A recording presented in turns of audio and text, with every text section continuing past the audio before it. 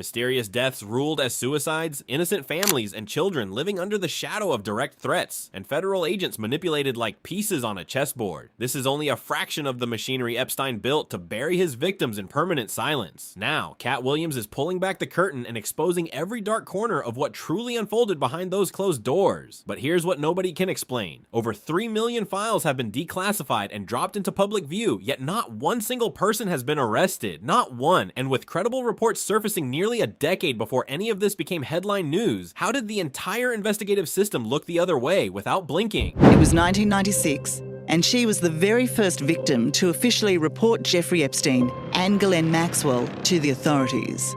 But in a pattern that would be set in the decades ahead, her complaint was ignored. They just kept it all quiet, put it in the bottom drawer. And they were so dismissive that I just felt daunted and I stopped.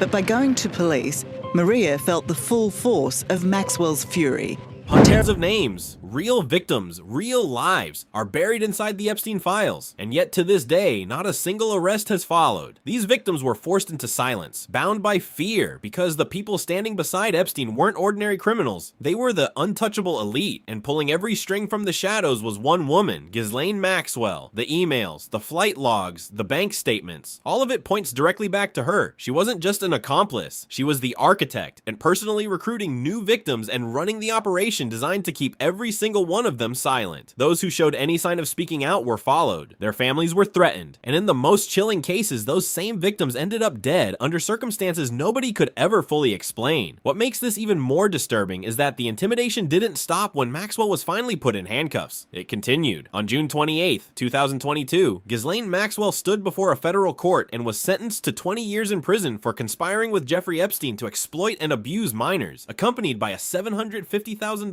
fine. Justice on paper, but for hundreds of victims still waiting in silence, the deeper truth remains buried. These little girls, they would then stalk them for the rest of their life and continue to verbally assault over the phone and just in person and anywhere that they could find them. They would follow these girls around for the rest of their life.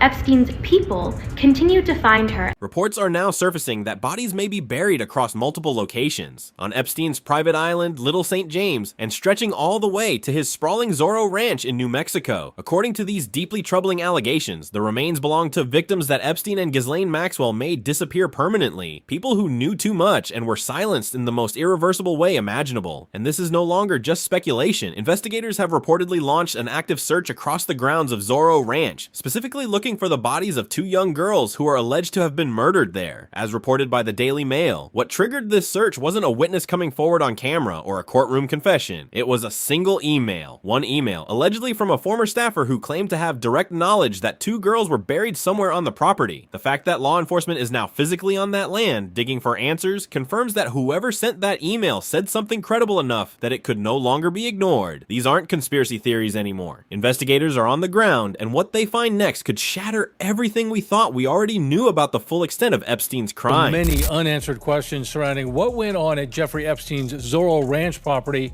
in New Mexico. And a group of lawmakers tasked with finding those answers say they're building the team to do it. News 13's Jessica Baron is live in the Newsplex with that story. The Truth Commission was established during this year's legislative session to investigate Epstein's activities and ties in New Mexico. Democratic Representative Andrea Romero is one of the members of the commission and says she's confident about what they'll accomplish. The Truth Commission is set up to bring justice to survivors, to get an official government record around what happened at the ranch. A sprawling property in Santa Fe County, now infamous over allegations it may have been a hotbed of sex trafficking and abuse. The mystery surrounding what went on at Jeffrey Epstein's Zorro. If there is one name that defines what it truly means to be silenced in the Epstein case, it is Virginia Giuffre. She was among the very first women to take legal action against Epstein, not just with words, but with hard physical evidence. Photographs, documentation, material that directly connected Epstein to some of the most powerful figures on the planet, including Prince Andrew of the British royal family. In fact, without Virginia's relentless courage, Prince Andrew would never have faced a single legal consequence. Then came 2019. 2015. Just weeks before the Epstein files were set to be officially released, Virginia made a bold announcement. She was writing a book, a full account of every person she witnessed during her time on Epstein's island and aboard his infamous private plane, known as the Lolita Express. Almost immediately after that announcement, Virginia took to social media to reveal something deeply alarming, but she was receiving direct threats from unknown sources, warning her exactly what would happen if she didn't stop talking. She refused to back down, but before that book ever reached a single reader, Virginia was struck by a truck in what appeared to be a random accident. She survived, but only days later she was reportedly found dead. Her death ruled a suicide, and here is where everything becomes impossible to ignore. Shortly before she died, Virginia had posted a tweet that reads like a final warning to the world. I am making it publicly known that in no way, shape, or form am I suicidal. If something happens to me, for the sake of my family, well, do not let this go away. Too many evil people want to see me quieted. She saw it coming. She told the world, and then she was gone. Welcome back into Live Now. I'm Austin Westfall. Breaking news coming in, some sad news to share. We're learning this from the New York Post, several other outlets reporting this as well. Virginia Giuffre, the most prominent victim of the late convicted pedophile Jeffrey Epstein, took her own life on Thursday. This is just weeks after she made headlines for saying that she had days to live after she claimed to have been hit by a bus. A statement given to NBC News was quoted as such from the 41-year-old's family. It says, "It's with utterly broken hearts that we announce that Virginia passed away last night at her farm in Western Australia. She lost her life to suicide after being a lifelong victim of sexual abuse and sex trafficking." The New York Post says that Giuffre took legal action against billionaire financier Epstein in 2015, alleging that she was sex trafficked at age 16 after his ex-lover and convicted Madam Ghislaine Maxwell recruited her from her job as a locker room attendant. Then she comes out publicly and says, "It was intended to be a private message. My excuse, thank you." No, just on that, Yeah. I have 5 days to live. And then a month later, or what, 3 weeks later, she's dead by suicide. Nothing about this story makes any sense whatsoever, any more than I'm expected to believe that Epstein killed himself.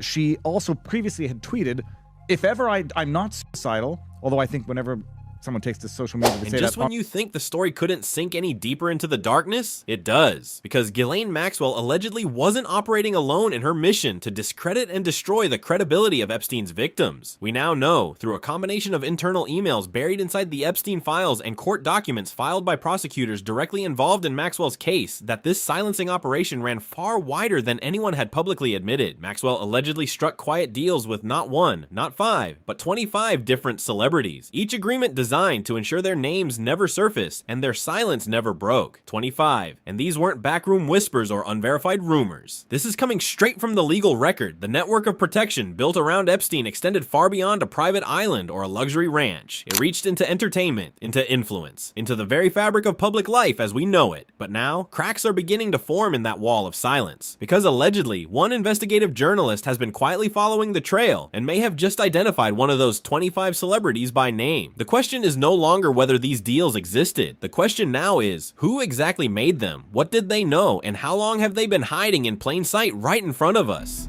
To a newly filed court document, Ghislaine Maxwell, the former associate of Jeffrey Epstein, she was convicted of trafficking minors, sentenced to 20 years in prison. She claims that 25 men, maybe friends, associates of the deceased financier, have been protected under secret settlements, secret deals, and that this information was not revealed to her. So let's start putting names to faces, beginning with the ones Katt Williams himself brought directly into the spotlight. The first name on that list is Chris Tucker, and this isn't based on rumor or secondhand gossip, because when the Department of Justice released its latest wave of documents, photographs emerged that placed Chris Tucker and former President Bill Clinton together aboard Jeffrey Epstein's private jet, in plain sight, on record. But it doesn't stop at a photograph. According to the timeline now being pieced together, on September 2nd, 2002, Chris Tucker allegedly boarded Epstein's personal aircraft alongside Bill Clinton and Kevin Spacey for what was publicly framed as a humanitarian mission to Africa, a goodwill trip, a charitable gesture. Except the story beneath that surface tells something far more sinister, because on that very same trip, Epstein was accused of actively recruiting a new victim, a young woman who would later be described as a sex slave. And when investigators eventually reached her, when she finally had the chance to speak, it was Chris Tucker's name that came out out of her mouth, not as a bystander, not as someone who simply happened to be there. His name came from the victim herself, given directly to the authorities. That single detail changes everything about how this trip has been publicly remembered, and raises questions that a photograph alone was never going to answer. The Chris Tucker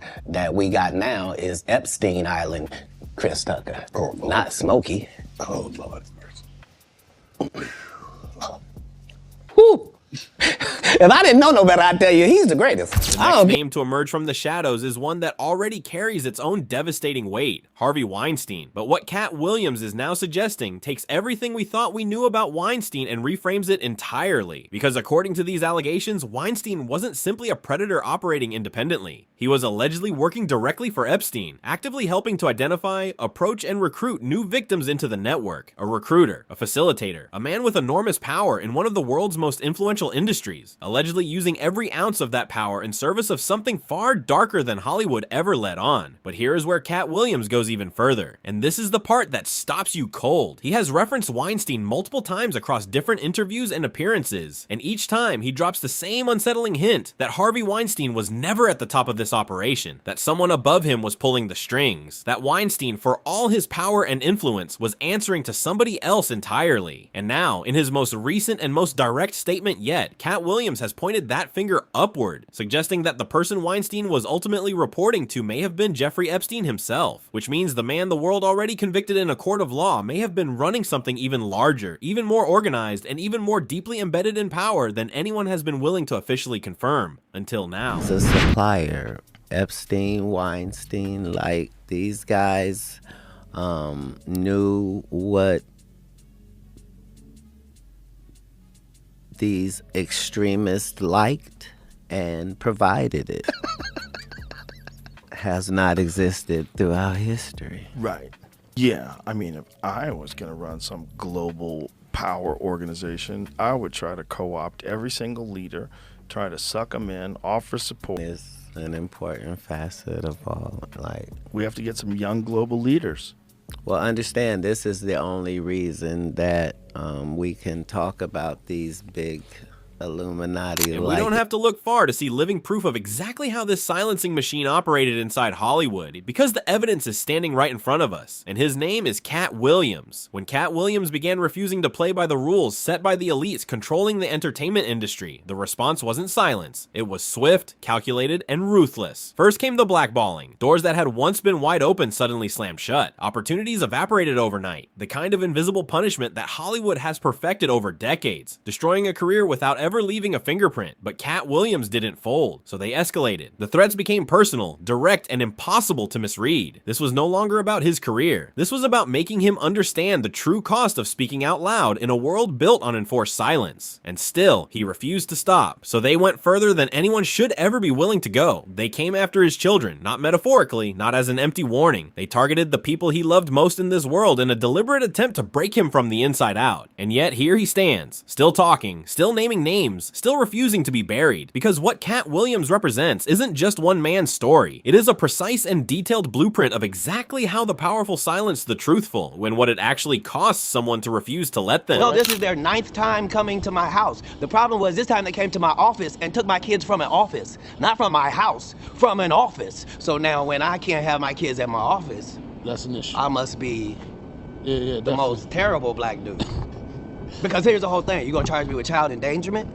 After I adopted 7 children and had them for 14 years in this state? The Epstein case was never, not for a single moment, about one man acting alone. According to Katt Williams, what lies beneath the surface is something far more vast and far more terrifying than the public has been allowed to fully see. A web that stretches across celebrity culture, federal institutions, deliberate intimidation, and a long trail of victims who were allegedly silenced before they could point their fingers at the powerful names standing directly behind Jeffrey Epstein and Ghislaine Maxwell. Mysterious deaths that don't add up, files that were buried for years, cover-ups allegedly engineered at the highest levels of influence and authority. And the darkest part, the deeper investigators and ordinary people dig into this case, the more it expands, like a wound that was never allowed to properly heal. But something is shifting. The wall of silence that protected this network for decades is developing cracks that can no longer be patched over. Whistleblowers are stepping forward, investigators are speaking on record, and millions of people across the internet are no longer accepting the official narrative. They are connecting dots that those in power Tower desperately hoped would never be connected. The full truth may not be out yet, but it is closer to the surface than it has ever been before. If this video opened your eyes to something you didn't know before, make sure you subscribe, turn on notifications so you never miss what comes next, and drop your thoughts in the comments below. What do you believe is still being hidden inside the Epstein files?